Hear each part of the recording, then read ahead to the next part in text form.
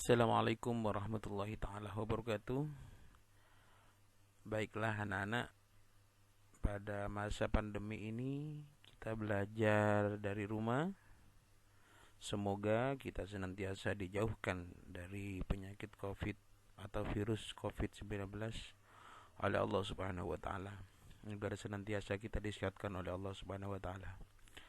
Anak-anakku, tidak lupa pada pelajaran kali ini kita ucapkan puji syukur kehadirat Allah Subhanahu wa taala agar senantiasa kita diberikan kesehatan oleh Allah, dan kita baca Allahumma shalli ala sayyidina Muhammad wa ala ali sayyidina Muhammad.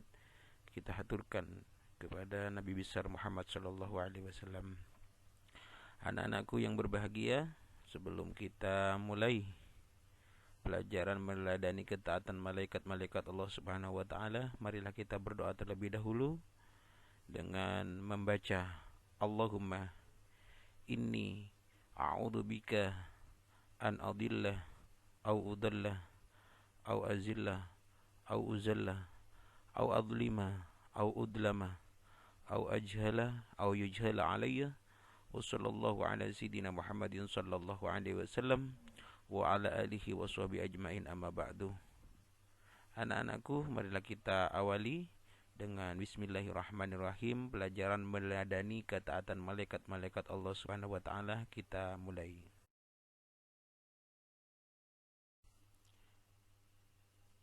Kita awali dengan peta konsep kita. Yang pertama, kita akan mengkaji dan memahami malaikat-malaikat Allah Subhanahu wa taala. Yang kedua, mengkaji dan memahami makna iman kepada malaikat. Yang ketiga, menerapkan sikap disiplin dan tertib dalam perilaku keseharian. Siapakah malaikat itu? Malaikat adalah makhluk Allah yang diciptakan dari cahaya. Meskipun kita tidak bisa melihatnya, kita wajib percaya keberadaannya. Percaya kepada malaikat merupakan rukun iman yang kedua. Rukun iman itu hukumnya wajib. Salah satu ditinggalkan maka yang lain juga batal. Seperti halnya kita melaksanakan sholat, takbiratul ihram itu merupakan rukunnya sholat. Jikalau takbiratul ihram ditinggalkan, kita langsung kepada gerakan selanjutnya atau bacaan selanjutnya, maka sholat kita menjadi batal. Jadi sama, ketika kita percaya kepada Allah Subhanahu wa taala, namun kita tidak mempercayai adanya malaikat yang sudah dijelaskan dalam Al-Quran, maka rukun iman itu tidak bisa kita peroleh atau batal. Dan dalam Al-Quran surat Al-Anbiya ayat 19, dan miliknya siapa yang di langit dan di bumi, dan malaikat-malaikat yang di sisinya tidak mempunyai rasa angkuh untuk menyembahnya, dan tidak pula merasa letih. Jadi malaikat itu tidak pernah letih, tidak pernah lesu untuk menyembah pada Allah Subhanahu wa taala sesuai dengan pekerjaan atau tugas yang diberikan oleh Allah kepadanya.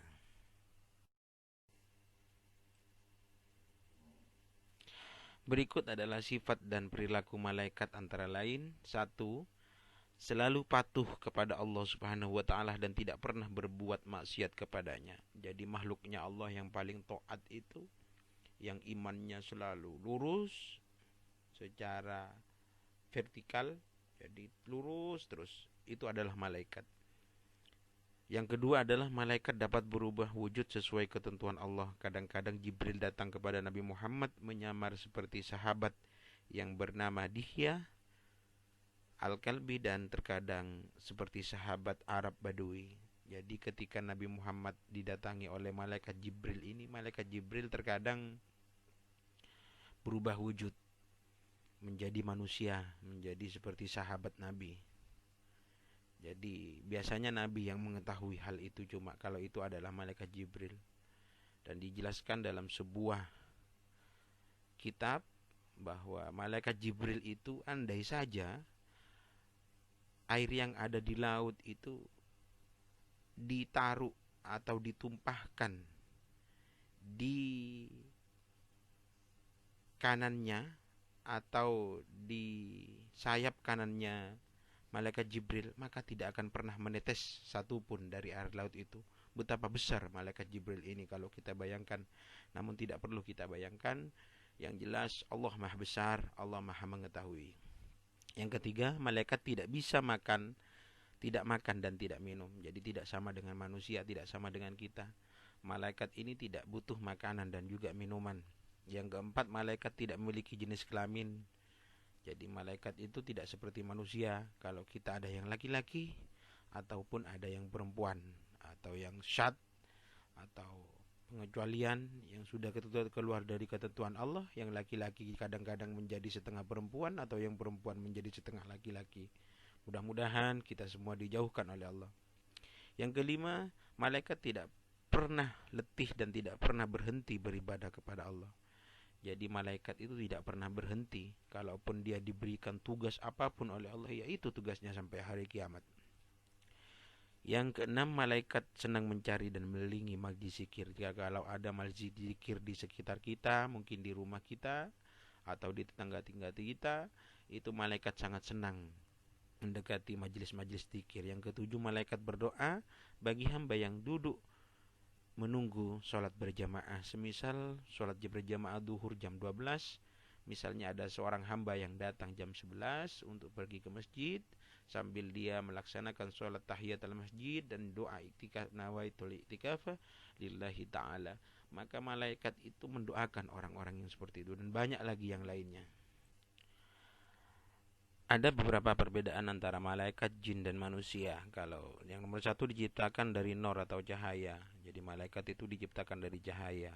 Kalau jin diciptakan dari api, manusia diciptakan dari tanah. Ada guyonan yang saya masih ingat itu. Jikalau manusia itu diciptakan dari tanah, tanah itu tempatnya di bawah, dia hina, mungkin menghinakan di hadapan Allah Subhanahu wa taala. Tapi ada manusia yang sombong terkadang. Ada manusia yang angkuh, ada manusia yang sangat berpendirian paling benar di atas bumi ini.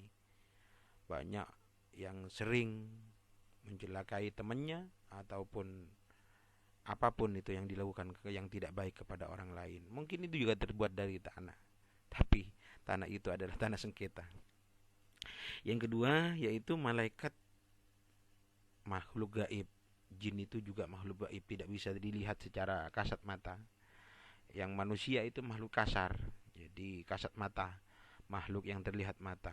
Yang ketiga, selalu patuh dan taat kepada perintah Allah. Jadi malaikat itu selalu patuh, tidak pernah membangkang kepada Allah Subhanahu wa taala.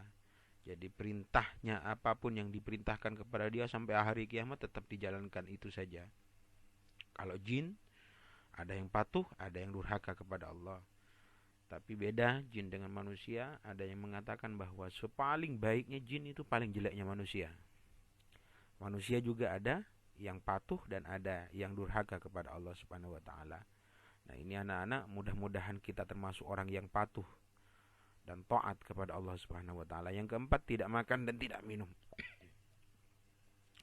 Malaikat itu tidak makan dan tidak minum, tapi jin itu makan dan minum. Makanya kita dilarang ketika sesudah buang air besar. Dalam kitab itu dicontohkan kita membersihkan menggunakan tulang itu tidak boleh, tidak dibolehkan kepada oleh Nabi. Kenapa? Karena itu adalah makanannya jin. Selanjutnya, kalau manusia itu makan dan minum, dan juga kita berdoa kepada Allah agar senantiasa makanan yang dan minuman yang kita minum senantiasa makanan yang halal. Yang nomor 5, pikirannya jernih dan lurus. Ini malaikat. Jadi malaikat itu jernih dan lurus. Kalau jin pikirannya berubah-ubah, sama manusia juga kadang berubah-ubah. Manusia itu kalau baik, dia bisa melebihi derajatnya daripada malaikat. Jadi kalau buruk, dia bisa paling jelek, itu bisa lebih rendah daripada malaikat. Terus selanjutnya, kalau yang nomor 6, malaikat itu tidak mempunyai nafsu. Kalau jin mempunyai nafsu, manusia juga memiliki nafsu. Coba kita nyanyikan atau coba ikuti irama lagu berikut. Nama dan tugas malaikat. Malaikat Jibril adalah tugasnya menyampaikan wahyu. Nah, sekarang apakah ada tugasnya malaikat Jibril? Dulu Jadi ketika menyampaikan wahyu kepada 25 nabi. Yang terakhir adalah Nabi Muhammad. Ada nama lain dari malaikat Jibril, Ruhul Quds, Al-Ruhul Amin, dan juga Namus. Yang kedua adalah Mikail. Mikail adalah tugasnya adalah membagikan rizki. Kalau Israfil adalah meniup sangkakala pada ketika hari kiamat tiba. Ketika sangkakalanya malaikat Israfil sudah ditiup, berarti itu sudah nyampe waktu hari kiamat. Mudah-mudahan tidak ditiup sekarang. Kalau ditiup sekarang ini berarti sudah mau kiamat kita. Yang keempat adalah Israel. Israel adalah bertugas mencabut nyawa seluruh makhluk, baik manusia, jin, iblis, setan, dan malaikat apabila telah tiba waktunya. Yang kelima adalah Mungkar. Malaikat Mungkar bertugas menanyai orang yang sudah meninggal dan berada di alam kubur. Yang keenam adalah Nakir. Malaikat Nakir bertugas menanyai orang yang sudah meninggal dan berada di alam kubur. Diceritakan dalam sebuah kitab itu, jikalau manusia itu sudah dikubur dan 5 langkah sudah ditinggal oleh sanak saudaranya, maka datanglah 2 malaikat, yaitu malaikat Mungkar dan Nakir. Jikalau perbuatannya itu baik semasa di dunia, maka akan terlihat ganteng, terlihat rupawan kedua malaikat ini. Tapi ketika perbuatannya di dunia itu tidak baik, maka ketika dia berbicara langsung keluar api. Yang ketujuh adalah Raqib. Raqib bertugas mencatat semua pekerjaan baik setiap manusia sejak balik sampai akhir hayat. Jadi malaikat Raqib ini mencatat amal baik. Kalau malaikat Atid kebalikannya, mencatat amal yang tidak baik. Yang kesembilan adalah malaikat Ridwan, yang tugasnya adalah menjaga surga. Dan yang ke-10 adalah malaikat Malik. Malaikat Malik disebut juga sebagai malaikat zamaniyah, bertugas menjaga dan mengatur siksa azab bagi para penghuni neraka. Perilaku beriman kepada malaikat Allah Subhanahu wa taala. Objek iman kepada malaikat Jibril. Contoh perilakunya adalah selalu berusaha mencari dan memohon hidayah kepada Allah, bersyukur dengan cara banyak berbagi ilmu. Yang kedua adalah iman kepada malaikat Mikail, berusaha secara maksimal untuk mencari rizki yang baik dan halal. Iman kepada malaikat Israfil, selalu memohon kepada Allah Subhanahu wa taala agar senantiasa diselamatkan dalam menghadapi musibah huru-hara dunia maupun saat terjadinya hari kiamat.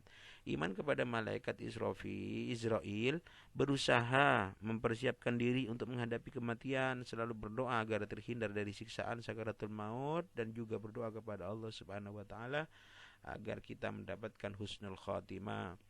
Iman kepada malaikat Mungkar dan Nakir, selalu memohon kepada Allah Subhanahu wa taala agar dilapangkan kubur kita dan juga agar senantiasa diringankan siksa kubur kita oleh Allah Subhanahu wa taala. Iman kepada malaikat Raqib, selalu memiliki niat baik dalam segala perbuatan, baik ucapan maupun perbuatan, baik perkataan ini maksudnya ya, baik perkataan maupun perbuatan. Iman kepada malaikat Atid, menjauhi niat buruk atau yang dikenal dengan negative thinking, perkataan yang kotor, perbuatan yang jelek, dan menjauhi perilaku tercela. Iman kepada malaikat Ridwan, selalu memohon kepada Allah Subhanahu wa taala agar masuk surga dengan aman, menciptakan kedamaian dan ketentraman di dunia ini. Iman kepada malaikat Malik, selalu memohon kepada Allah Subhanahu wa taala agar terhindar dari siksaan api neraka. Baiklah anak-anak, karena sudah dibahas panjang lebar tentang malaikat tadi, baik tugasnya, marilah kita isikan kolom dewa ini dengan contoh perilaku yang mencerminkan beriman kepada malaikat Allah yang dapat dilihat dengan menyertakan alasannya. Misalnya malaikat Jibril, perilaku yang dapat diterapkan selalu belajar dengan berdoa agar Allah Subhanahu wa taala memberi pengetahuan yang luas dan bermanfaat. Nanti dijelaskan Mikail, Israfil, Mungkar dan Nakir, Raqib, Atid, Malik, Ridwan, itu juga dijelaskan. Setelah mengerjakan tugas yang telah tadi disampaikan di atas, semoga senantiasa kita dalam lindungan Allah. Kita akhiri pelajaran pada kali ini. Mudah-mudahan kita senantiasa selalu diberi hidayah oleh Allah. Marilah kita tutup pelajaran ini dengan pembacaan Alhamdulillahirabbil alamin.